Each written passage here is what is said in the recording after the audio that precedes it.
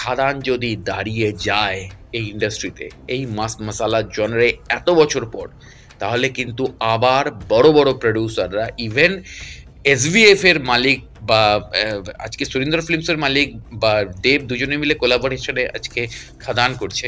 তো এক্স্যাক্টলি আগামী দিনে এসভিএফ বা বড় বড় প্রোডাকশন হাউস যেগুলো রয়েছে এখনো অবধি বাংলার বুকে বেঁচে, তারা কিন্তু এই মাস মাসালা ঘরানার সিনেমা বানাতে প্রস্তুত হবে এবং নতুন নতুনরা আরও সুযোগ পাবে। নতুনদের সুযোগ দেওয়াটা দরকার আছে অবশ্যই।